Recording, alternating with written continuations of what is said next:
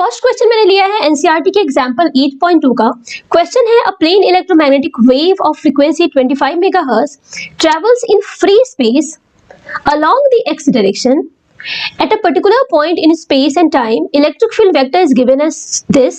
Then what is the magnetic field vector at this point? तो यहाँ पे हमको इलेक्ट्रिक फील्ड वेक्टर गिवन है, ठीक है। हमें बतानी है मैग्नेटिक फील्ड वेक्टर की वैल्यू उस पर्टिकुलर पॉइंट पे, उस इंस्टेंट पे।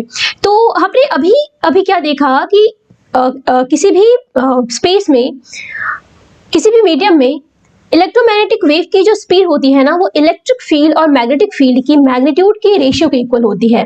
तो इलेक्ट्रिक फील्ड और मैग्नेटिक फील्ड की जो रेशियो है ना, that is equal to speed of wave. और इस पर्टिकुलर क्वेश्चन में गिवन है कि जो इलेक्ट्रोमैग्नेटिक वेव है वो फ्री स्पेस में ट्रेवल कर रही है, तो that should be equal to what, C, that is speed of what, light, 3 × 10⁸। तो यहाँ से क्या हम मैग्नेटिक फील्ड की वैल्यू निकाल सकते हैं, क्या हो जाएगा उस पर्टिकुलर इंस्टेंट पे, क्या हो गया बेटा, E/c, that is E given as 6.3 divided by 3 × 10⁸, और क्या हो जाएगा ये 2.1 × 10⁻⁻8। सही किया है ना, ठीक है, टेस्ला। तो यहाँ से हमको क्या मिल जाती है बच्चों, मैग्नेटिक फील्ड की मैग्नीट्यूड, ठीक है। हमको मैग्नेटिक फील्ड वेक्टर बताना है, तो उस पर्टिकुलर इंस्टेंट पे हमको डायरेक्शन भी बतानी है, ठीक है। डायरेक्शन के लिए हमको 2 डायरेक्शन तो पता होना चाहिए भाई, क्रॉस प्रोडक्ट में हमको 2 डायरेक्शन का तो पता होना चाहिए। तो यहाँ पे इलेक्ट्रिक फील्ड को देखो, तो इलेक्ट्रिक फील्ड वेक्टर यानी इलेक्ट्रिक फील्ड की अगर डायरेक्शन देखें, यूनिट वेक्टर की बात करें, that is equal to what, J cap, ठीक है। E cap equals J cap, and also given that the wave is traveling along x direction, तो we can write कि V cap जो है वेव की वेलोसिटी है ना, उसकी जो डायरेक्शन है that is equal to what, I cap, ठीक है। अगर ये पता है तो we can find the value of B cap easily, we can find it. How, हमने अभी क्या देखा कि E cap cross B cap equals V cap, ठीक है। तो यहाँ पे हमको 2 वैल्यू रखना है, ई वी की रखनी है वैल्यू, बी पता चल जाएगी, ठीक है। तो यहाँ पे बच्चे ऐसे कर सकते हो, लेकिन मैं तुम्हें एक तरीका बता रही हूँ जिससे तुम्हारी कभी गलती नहीं कर सकते, कभी भी गलत नहीं होगा अगर उस तरीके को तुम फॉलो करोगे। तुम याद करो, जब तुमने जब वेक्टर पढ़ा था तो वहां पे I cross J equals K, J cross K equals I and K cross I equals J पढ़ा था। और इसको याद करने का ट्रिक क्या था कि हम I J K को एक सर्कुलर फॉर्म में क्लॉकवाइज में बनाते थे, है ना। तो यहाँ पे हम क्या करने वाले हैं, I J K ना बना के हम बनाएंगे E B V, ठीक है। हम क्या करेंगे, E cap cross B cap gives us V cap, that is direction of propagation, ऐसे बना दिया। अब यहाँ पे इस क्वेश्चन में क्या गिवन है, E और V गिवन है, मतलब हमको ये पता है और ये पता है, हमको B कैप निकालना है। तो क्या करोगे तुम, जो जिस पर्टिकुलर पैरामीटर की डायरेक्शन निकालनी है, यानी आपको अगर मैग्नेटिक फील्ड की डायरेक्शन निकालनी है तो उसे पहले लेफ्ट हैंड साइड में लिखोगे, है ना, और बाकी को प्रोडक्ट फॉर्म में यानी क्रॉस प्रोडक्ट के फॉर्म में लिखोगे। तो यहाँ से अगर क्लॉकवाइज में चलोगे तो V क्रॉस E लिखोगे, तो B cap equals what, V cap cross E cap. तो ये मैंने कहाँ से लिखा है, इस सर्कल से लिखा है। तो दिस इज वेरी इंपॉर्टेंट बेटा, इसको तुम इस तरीके से याद कर सकते हो। अगर 2 डायरेक्शन का पता है तुम तीसरी डायरेक्शन निकाल सकते हो। तो यहाँ पे V कैप की डायरेक्शन यानी प्रोपगेशन की डायरेक्शन दे रखी है क्वेश्चन में, I cap cross E cap क्या दे रखा है, J कैप। तो I क्रॉस J हम भी नो, हमारे बेसिक नॉलेज से हम भी नो कि it is equal to what, K cap. तो यानी मैग्नेटिक फील्ड की वेक्टर जो है वो K कैप में है। तो फाइनली अगर मैग्नेटिक फील्ड वेक्टर लिखते हैं तो पहले इसकी मैग्नीट्यूड लिख दो 2.1 × 10⁻⁸, डायरेक्शन लिख दो K कैप और इसकी यूनिट हो गई टेस्ला। तो ये हमारा आंसर है। आई होप की चीजें क्लियर है। यहाँ पे फ्रीक्वेंसी का कोई यूज नहीं है, कभी कभी क्वेश्चन में चीजें दे देते हैं ताकि बच्चे कंफ्यूज हो जाते हैं कि भाई इसका भी कुछ यूज हुआ होगा, लेकिन जरूरी यहाँ पे कुछ इंपॉर्टेंट नहीं था। एनीवेज, नेक्स्ट क्वेश्चन है हमारा एनसीईआरटी से एग्जांपल 8.3 लिया है। The magnetic field in a plane electromagnetic wave is given as, यहाँ पे मैग्नेटिक फील्ड की इक्वेशन दे रखी है बच्चों, ठीक है। और हमें क्या बताना है, वेवलेंथ फ्रीक्वेंसी बतानी है वेव की, एंड सेकंड में हमें बताना है इलेक्ट्रिक फील्ड की एक्सप्रेशन। सबसे पहले क्या करो, इस मैग्नेटिक फील्ड को हम स्टैंडर्ड फॉर्म में लिखते हैं, जो फॉर्म हमें पता है उस फॉर्म में लिखते हैं। तो यहाँ पे इस जगह पे मैग्नेटिक फील्ड की जो डायरेक्शन है क्या है, वाई डायरेक्शन में है, वाई कंपोनेंट है ये, ठीक है। इक्वल्स क्या लिखते हैं हम, मैग्नेटिक फील्ड की amplitude equals B not into sine, अंदर क्या लिखते हैं बच्चों, x के साथ क्या होता है k, तो हो जाएगा kx, और प्लस है यहाँ पे तो प्लस लिखा, t के साथ क्या होता है ओमेगा, तो ये ओमेगा t हो गया। ठीक है, अब आते हैं क्वेश्चन देखते हो। क्या क्वेश्चन है कि what is the wavelength and frequency of wave. तो बच्चों अगर मैं कंपेयर करूं अपने स्टैंडर्ड फॉर्म के इक्वेशन को इस गिवन इक्वेशन से, तो वी कैन सी कि यहाँ पे k इक्वल्स व्हाट 0.5 इंटू 10⁻³ है। Also omega equals what 1.5 into 10⁻11। Clear है, अगर इतनी बात हम पता, इसलिए मैं कहती हूँ कि स्टैंडर्ड फॉर्म आपको पता होना चाहिए, तभी आप कंपेयर कर सकते हो, कंपेयर करके आप के ओमेगा की वैल्यू निकाल सकते हो। तो यहाँ से हमें क्या पता चल रहा है बेटा कि के की वैल्यू जो है कितनी है 0.5 इंटू 10⁻³ है। एंड ऑल्सो मैंने तुम्हें बोला याद करने, के का फॉर्मूला क्या होता है 2π/λ, है ना। के क्या होता है बच्चों 2π/λ। तो यहां से तुम क्या कर सकते हो, लैम्डा यानी वेवलेंथ निकाल सकते हो, लैम्डा इक्वल्स 2π/0.5 इंटू 10⁻³। तो इसे सॉल्व कर लेना, जो भी आएगा मीटर में आएगा। एंड नेक्स्ट थिंग हमें क्या पता है कि इस जगह से we can write omega equals 1.5 into 10⁻11। Clear है, and also we know that omega equals क्या होता है 2π इंटू फ्रीक्वेंसी। तो यहां से बेटा फ्रीक्वेंसी इक्वल्स क्या हो जाएगा सिंपली 1.5 इंटू 10⁻11 डिवाइडेड बाय 2π। तो इस जगह इसको तुम सॉल्व करके यहां से तुम फ्रीक्वेंसी निकाल सकते हो, जो भी आएगा वो हर्ट्ज में आएगा। क्लियर है, ठीक है, यहां से मेरी पहली पार्ट सॉल्व हो गई। सेकंड पार्ट पे हमें निकालना है right an expression for electric field interesting. हमें इलेक्ट्रिक फील्ड की एक्सप्रेशन निकालनी है बच्चों, ठीक है ना। तो मैग्नेटिक फील्ड की एक्सप्रेशन से हम इलेक्ट्रिक फील्ड की एक्सप्रेशन बिल्कुल निकाल सकते हैं। जब कभी भी तुम्हें एक फील्ड गिवन हो, दूसरे फील्ड की एक्सप्रेशन निकाले, तुम्हें दो चीजें चाहिए होती है, एक तो उसकी एम्पलीट्यूड और दूसरी उसकी डायरेक्शन, क्योंकि बाकी चीजें तुम एज सच कॉपी करोगे भाई, साइन के साथ जो आर्ग्यूमेंट है वो सबको सब कॉपी करोगे, बिकॉज ये फेज में होते हैं। तो हमको एम्पलीट्यूड चाहिए भाई इलेक्ट्रिक फील्ड लिखने के लिए, हमको तो इसकी डायरेक्शन चाहिए पहली बात, और इसकी एम्पलीट्यूड चाहिए ई नॉट। बाकी चीजें तुम एज सच कॉपी करोगे, ठीक है। साइन के एक्स ओमेगा टी जो भी है सब कुछ, ये सब कुछ कॉपी हो जाएगा। तुमको एम्पलीट्यूड चाहिए और डायरेक्शन चाहिए, क्या क्या लिखोगे। चलिए, तो एम्पलीट्यूड निकालने के लिए हम क्या यूज करने वाले हैं भाई, E/B इक्वल सी। तो यहां से E0/B0 इक्वल सी लिख सकते हैं बेटा। यहां से E0 इक्वल्स क्या हो जाएगा B0 इंटू सी, और B0 क्या है यहाँ पे 2 इंटू 10⁻⁻7। सी क्या है speed of electromagnetic wave in vacuum 3 into 10⁻8, और यहाँ से चलाता है 60, ये कट गया तो चलाया 60 वोल्ट पर मीटर। तो E0 की वैल्यू मिल गई हमें, E0 की वैल्यू मिल गई। डायरेक्शन की बात हम करते हैं, तो अब देखो यहाँ क्या क्या डायरेक्शन, किसके क्या क्या डायरेक्शन गिवन है यहाँ पे। इस इक्वेशन से हमको दो डायरेक्शन का पता लग रहा है। एक तो मैग्नेटिक फील्ड की डायरेक्शन जो है, यानी मैग्नेटिक फील्ड B कैप जो है that is equal to what y direction में, that is J cap. Unit vector along y direction is what J cap. और क्या गिवन है इस इक्वेशन को देखो तो kx प्लस ओमेगा टी है बेटा। kx प्लस ओमेगा टी का मतलब है कि जो वेव है ना वो नेगेटिव डायरेक्शन में मूव कर रही है।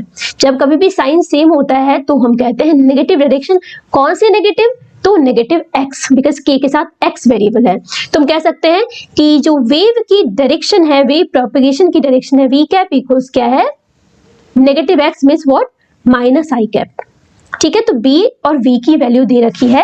वापस से उस सर्कल पे चलते हैं, B E B V, E cap cross B cap gives अस V कैप इस वाली सर्कल पे। तो यहाँ पे क्या क्या गिवन है बच्चों, यहाँ पे V गिवन है और V गिवन है। तो E कैप क्या हो जाएगा, इस जगह से E कैप क्या लिख सकते हैं बताओ। इस जगह से हम E कैप इक्वल्स क्या लिख सकते हैं क्लॉकवाइज डायरेक्शन में, B cap cross V cap, B cap cross V cap. तो B कैप है J cap cross minus I cap. ठीक है, J क्रॉस I बच्चों, I क्रॉस J K होता है, J cross I minus K होता है, बिकॉज पहले से एक नेगेटिव है तो ये क्या हो जाएगा प्लस K, तो ये हो गया K कैप। यानी हमारी जो इलेक्ट्रिक फील्ड है ना वो किस डायरेक्शन में है, पॉजिटिव Z डायरेक्शन में है। क्लियर है, तो यहाँ पे हम क्या लिख सकते हैं इसके एक्सप्रेशन को, E Z इक्वल्स 60 वोल्ट पर मीटर, 60 वोल्ट पर मीटर। ठीक है, और जो भी चीजें लिखी हैं उनको एज सच आप क्या करो, कॉपी कर दो। 0.5 into 10⁻³ x plus 1.5 into 10⁻11 t। तो ये आ गया आपका expression of electric. I hope कि आपको चीजें समझ आ गई होगी। तो इन क्वेश्चंस को आपने कर लिया, अगर समझ गए तो पता नहीं इससे कितने सारे क्वेश्चन आप सॉल्व कर सकते हो। ठीक है बच्चों, नेक्स्ट क्वेश्चन देखते हैं। Suppose that the electric field amplitude of an electromagnetic wave is, electric field की एम्पलीट्यूड दे रखी है 120 newton per coulomb and its frequency is given as 50 megahertz. Then we have to determine the B not, omega, K and lambda and expression निकालना है हमको electric field and magnetic field का। चलो देखते हैं क्या बताना है, हमें बी नॉट बताना है।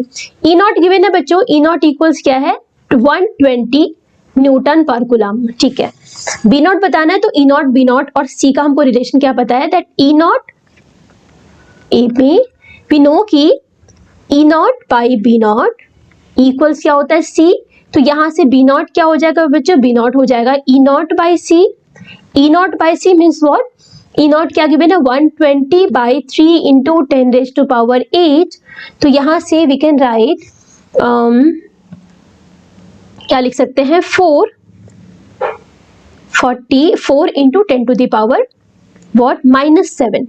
ठीक है टेस्ला, क्लियर है।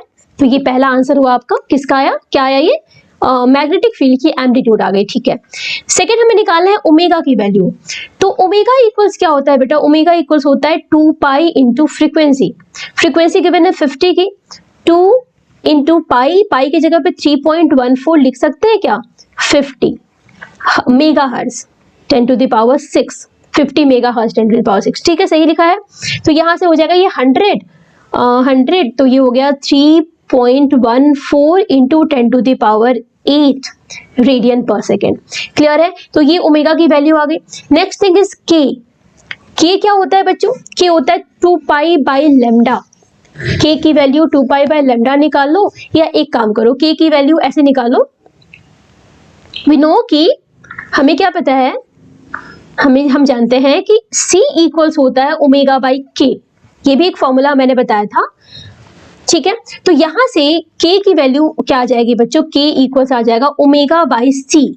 ओमेगा हमने अभी भी निकाला 3.14 इंटू 10⁸8 और लाइट की स्पीड यानी इलेक्ट्रोमैग्नेटिक 3 इंटू 10⁸8। तो यहां से लगभग ये आ रहा है, ये तो कट गया 1.04 ऐसा कुछ आ रहा है क्या। ठीक है, तो ये आ गया तुम्हारा, K की वैल्यू आ गई, तो यहां तक ठीक है। और नेक्स्ट थिंग इज लेमडा, यानी तुमको वेवलेंथ बताना है। तो लेमडा इक्वल्स क्या होगा बेटा, यहाँ पे ऐसे निकालो, lambda equals C upon frequency.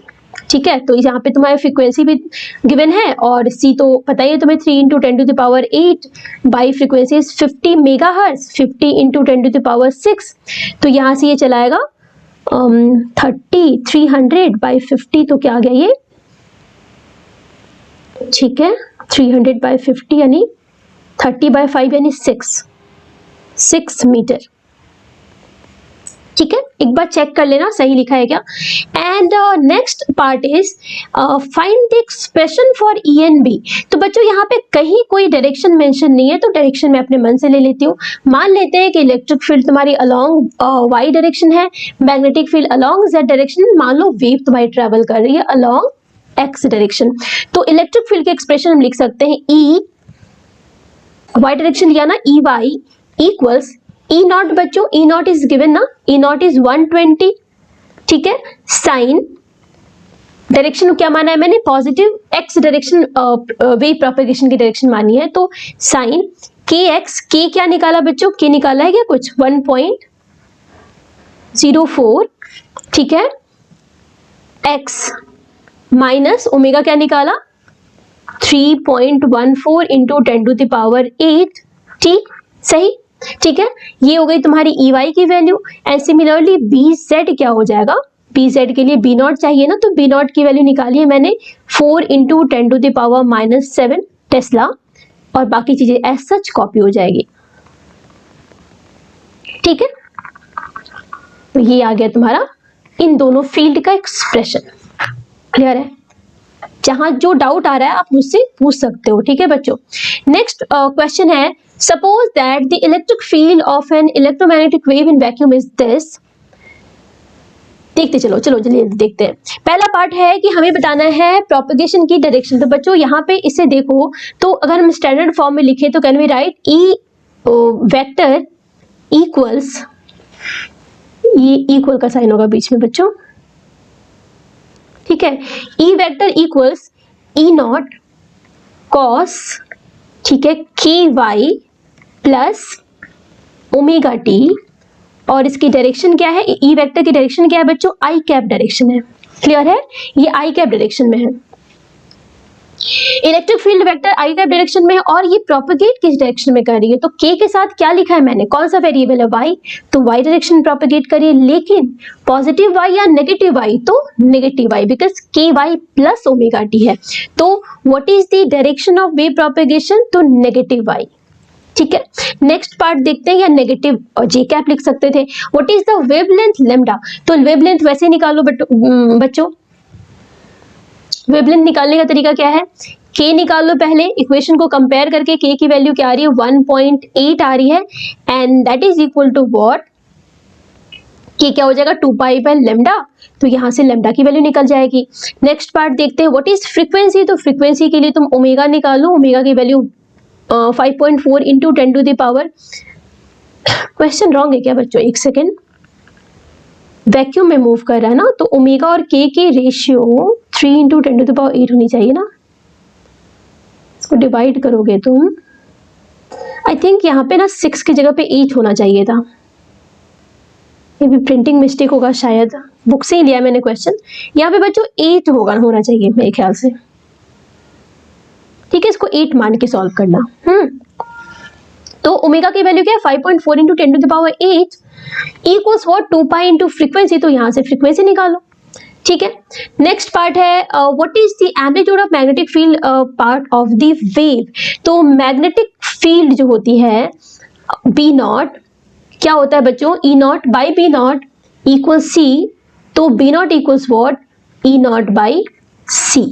Clear, तो ई नॉट की वैल्यू दे रखी है, सी की वैल्यू भी नो, तो यहां से बी नॉट की वैल्यू निकालो।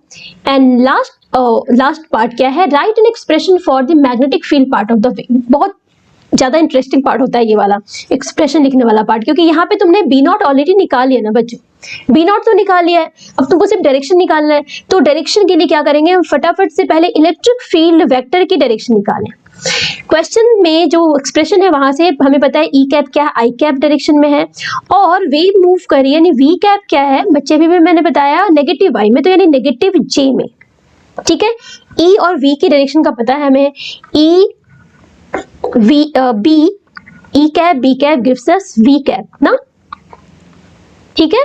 तो यहाँ पे क्या क्या पता है, we know E cap, we know V cap, हमको बी कैप निकालना है। तो इस सर्कल से हम क्या लिख सकते हैं, बी कैप इक्वल्स, देखो बी कैप अननोन है, इसके डायरेक्शन में नहीं पता, और वी ई में अगर क्लॉकवाइज में मूव करें तो वी क्रॉस ई लिखेंगे, V cap cross E cap, ठीक है।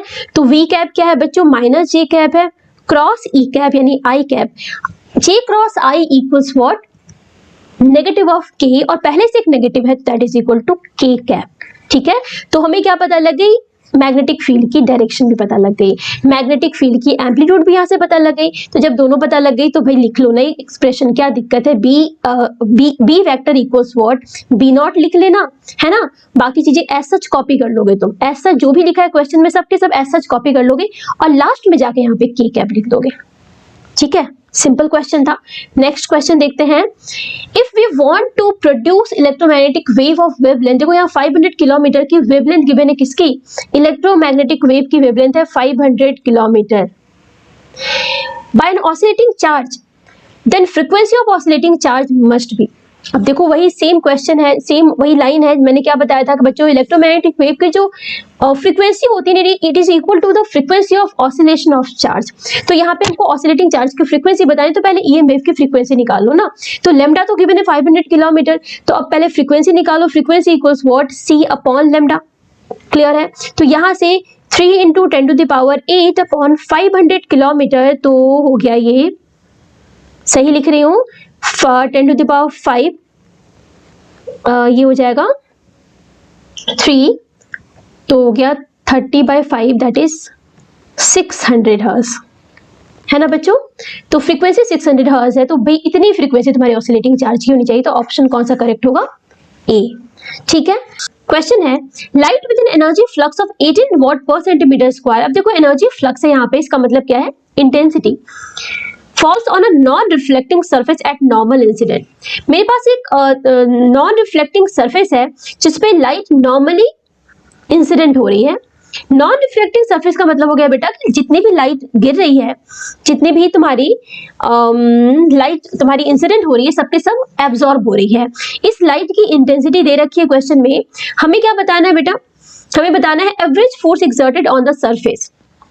If the surface is an area of 20 centimetre square, तो हमको 30 मिनट के टाइम स्पैन में बताना है कितनी फोर्स एक्सर्ट कर रहा है। एवरेज फोर्स एक्सर्ट करने का मतलब हो गया rate of change of momentum हमें निकालना है बेसिकली। क्लियर? ठीक है, तो यहाँ पे rate of change of momentum निकालना है। उसके लिए हमको क्या करना होगा बच्चों कि पहले हम एनर्जी निकालें कि भाई इस टाइम स्पैन में टोटल एनर्जी कितनी हमने ट्रांसफर करी है। तो टोटल एनर्जी कैसे निकालेंगे? Intensity multiplied by area and that will give us power, that is multiplied by time and that will give us the total net energy transferred to the surface। तो यहाँ पे सारी value put कर लो आप। Intensity कितनी है? 18 watt per centimetre square multiplied by area 20 centimetre square, तो conversion की जरूरत नहीं है यहाँ पे। और साथ में टाइम कितना दे रखा है बच्चों? 30 minute means 30 into 60 second. Clear है? तो ये वैल्यू आप निकालो, मल्टीप्लाई कर लो, ये जो भी आएगा जूल में आएगा। टोटल एनर्जी मिल गई हमें। अब इतनी एनर्जी के साथ इतनी एनर्जी ये ट्रांसफर कर रहा है सरफेस को, तो मोमेंटम कितनी ट्रांसफर कर रहा है? तो मोमेंटम का हमने अभी भी फॉर्मूला क्या देखा बेटा? It is total energy divided by C. C क्या है यहाँ पे? 3 × 10⁸, तो यहाँ से हमको मोमेंटम मिल जाएगा। क्लियर है? Momentum means what? इसको हम लिख सकते हैं, यूनिट क्या हो जाएगी इसकी? Kilogram metre per second. ठीक है, तो ये मोमेंटम हो गई मेरी। निकाल लोगे ना, यू यहां से लिख लोगे, सी की वैल्यू 3 × 10⁸ कर लोगे, मोमेंटम हो गई। तो इतनी मोमेंटम ये क्या है? इनिशियल मोमेंटम है। अब बिकॉज ये सरफेस क्या है? नॉन रिफ्लेक्टिंग है, तो यहाँ पे जितनी भी एनर्जी गिर रही है, जितनी भी लाइट तुम्हारी इंसिडेंट हो रही है, सबके सब एब्जॉर्ब हो रही है, रिफ्लेक्शन नहीं हो रहा। तो हम कह सकते हैं कि नेट चेंज इन मोमेंटम क्या हो जाएगा बच्चों? Final momentum minus initial momentum. तो फाइनल मोमेंटम यहाँ पे 0 है, माइनस अगर मैं इस डायरेक्शन को पॉजिटिव मानूं, ठीक है, तो ये डायरेक्शन में नेगेटिव हो जाएगी, तो minus of minus that is plus क्या हो जाएगा बेटा? P। ठीक है, जो हमने अभी भी निकाला। तो यहां से चेंज इन मोमेंटम क्या हो गया? U/C। क्लियर है? ठीक है, और हमें फोर्स निकालना है। एवरेज फोर्स क्या हो जाएगा बच्चों? ΔP/ΔT। ठीक है, U/C इंटू टाइम क्या दे रखा है? 30 मिनट, 30 इंटू वॉट? 60 सेकेंड। तो यहां से मेरी एवरेज फोर्स निकल जाएगी। क्या बात क्लियर है बच्चों? तो ये सॉल्व कर लोगे खुद से, इजी था ना? ठीक है ना? चलो नेक्स्ट क्वेश्चन देखें। कोई डाउट है क्या यहाँ पे? कर लोगे सॉल्व इसे? अच्छा, इसी क्वेश्चन में बच्चों अगर ये मेरी सरफेस नॉन रिफ्लेक्टिंग ना होके रिफ्लेक्टिंग होती, अगर ये रिफ्लेक्टिंग होती, 100% रिफ्लेक्टिंग होती, प्योर रिफ्लेक्टिंग सरफेस होती, तब क्या होता? तो ये क्या होता? जितनी लाइट इस पे इंसिडेंट होती पूरी की पूरी रिफ्लेक्ट हो जाती, पूरी एनर्जी रिफ्लेक्ट हो जाती। तो वहां पे जो मोमेंटम होती ना बेटा, जितनी मोमेंटम से ये इंसिडेंट हो रही होती, उतनी मोमेंटम से ये रिफ्लेक्ट हो रही होती। तो वहां पे जो चेंज इन मोमेंटम होता ना, वो PF फाइनल जो होती, फाइनल मोमेंटम इनिशियल मोमेंटम के इक्वल होती। एंड बिकॉज द डायरेक्शन यहाँ पे ऑपोजिट है, तो यहाँ पे नेट चेंज इन मोमेंटम क्या होता? ट्वाइस ऑफ P हो जाता। P minus of minus P that is twice P। तो यहाँ पे जो भी तुम्हारा आंसर आता वो डबल हो जाता। क्लियर है? तो वो तुम्हारा प्योर रिफ्लेक्टिंग सरफेस के लिए था। नेक्स्ट क्वेश्चन देखते हैं। कैलकुलेट, ये तुम्हारे एनसीईआरटी का एग्जाम्पल 8.5 है। Calculate the electric and magnetic field produced by the radiation. ठीक है, हमको इलेक्ट्रिक एंड मैग्नेटिक फील्ड बताना है। Radiation coming from 100 watt bulb at a distance of 3 metre. देखो मेरे पास एक 100 वॉट की बल्ब है, पावर दे रखा है बल्ब का 100 वॉट। हमको 3 मीटर डिस्टेंस पे बताना है इलेक्ट्रिक फील्ड मैग्नेटिक फील्ड। ठीक है, एक बल्ब है मेरी और इसके 3 मीटर के डिस्टेंस पे हमको बताना है कुछ। Energy, electric field and magnetic field, हमें क्या assume that the efficiency of the bulb is 2.5% and it is a point source. Clear है? एफिशिएंसी का मतलब हो गया कि जितनी पावर बल्ब की है उसकी 2.5% ही 3 मीटर पे जा पा रही है। तो अगर हम निकालें कि कितनी पावर यहाँ बल्ब है मेरी, अगर 3 मीटर की रेडियस को मान के हम इस एक स्फीयर बना लें, तो इस स्फीयर के इनर सरफेस पे कितनी पावर गिरेगी बेटा? क्या कह सकते हैं? Power will be equal to what? 100 into 2.5 by 100, 2.5% की तुम्हारी इतनी वॉट की पावर है इस स्फीयर पे स्प्रेड है, कह सकते हैं। तो इंटेंसिटी क्या हो जाएगी बच्चों? यहाँ पे इंटेंसिटी क्या हो जाएगी? पावर बाई एरिया, है ना? तो यहाँ पे 100 into 2.5 by 100 by area, area क्या हो जाएगी? 4 pi r square, 4 pi r square में 3 स्क्वायर दैट इज 9। क्लियर है? तो ये हमको इंटेंसिटी मिल गई, मतलब इतनी इंटेंसिटी 3 मीटर के डिस्टेंस पे इस बल्ब की वजह से है। क्लियर है बच्चों? इंटेंसिटी क्या होती है? Power per unit area. 3 metre के डिस्टेंस पे बच्चों हमको इतनी इंटेंसिटी मिल रही है।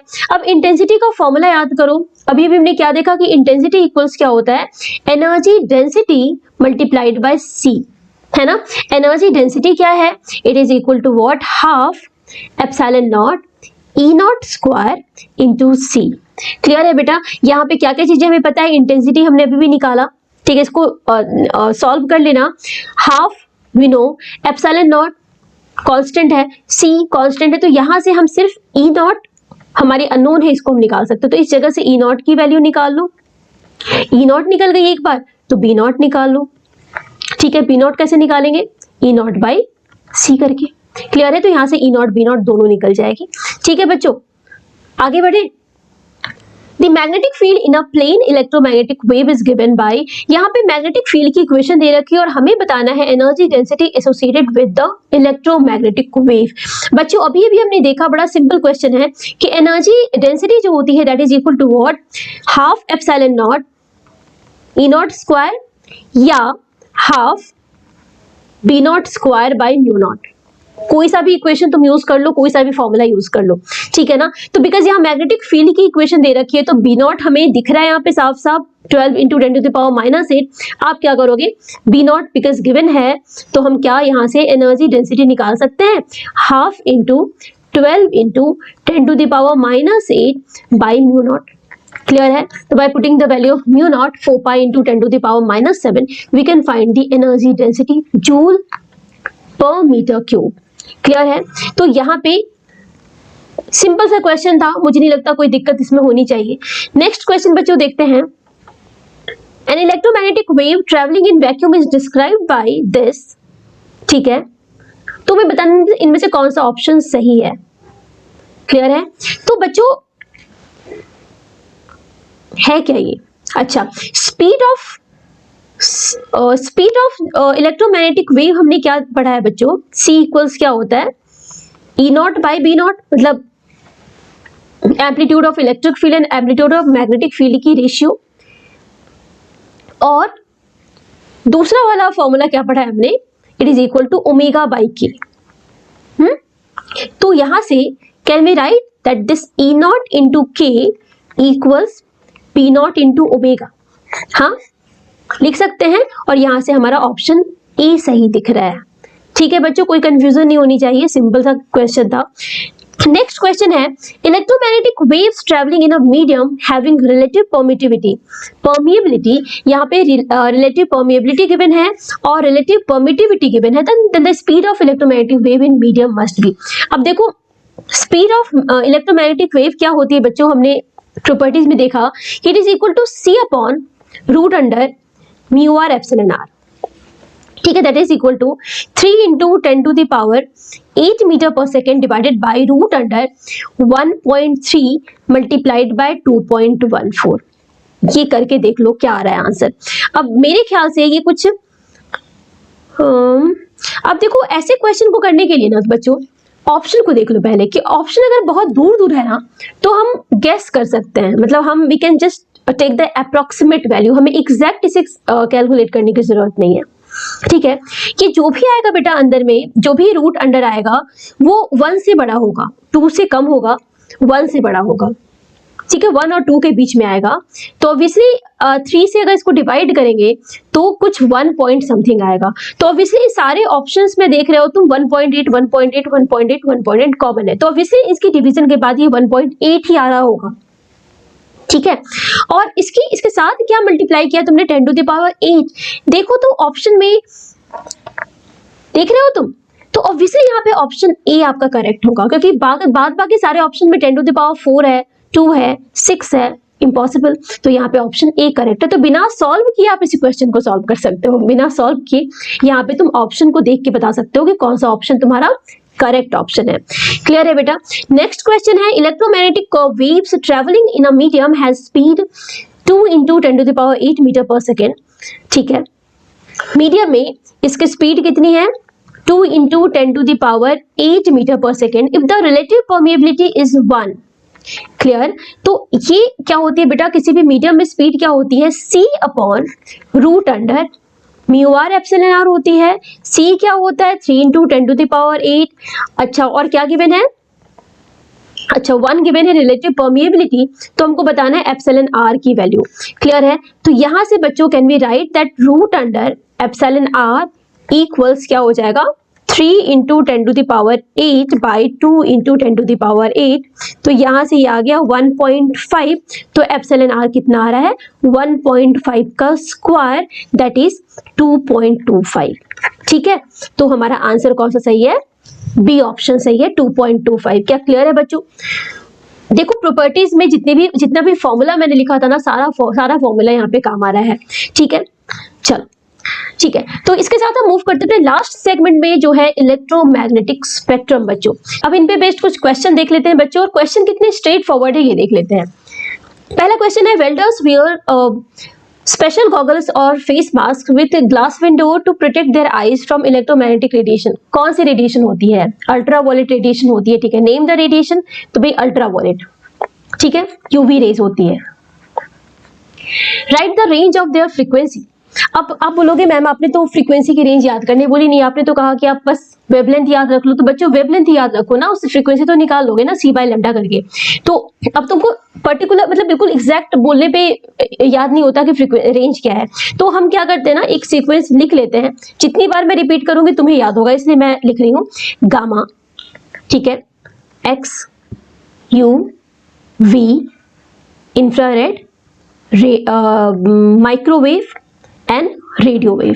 ठीक है, गामा रेज की बात करें हम वेवलेंथ की, तो ये होती है बच्चों 10 टू द पावर -3 नैनोमीटर से कम। एक्सरे होता है तुम्हारा 10 टू द पावर -3 नैनोमीटर से लेके 1 नैनोमीटर। अल्ट्रावायलेट होता है 1 नैनोमीटर से लेके 400 नैनोमीटर। विजिबल होता है 400 से 700 नैनोमीटर। इंफ्रा होता है 700 से लेके 1 मिलीमीटर। माइक्रो होता है 1 मिलीमीटर से लेके 0.1 मीटर। और रेडियो वेव की वेवलेंथ इससे भी ज्यादा होती है। क्लियर है। तो हमें बात करनी है अल्ट्रावायलेट की ना। अल्ट्रावायलेट की रेंज होती है 1 नैनोमीटर से लेके 400 नैनोमीटर की। लेकिन यहाँ हमसे क्या पूछा गया, रेंज ऑफ फ्रीक्वेंसी। तो इसके करस्पॉन्डिंग फ्रीक्वेंसी निकालो ना बच्चों, c/λ करके। तो हम जब निकालेंगे ना 1 नैनोमीटर की करस्पॉन्डिंग फ्रीक्वेंसी कितनी आएगी, 3 × 10 टू द पावर 17 हर्ट्ज।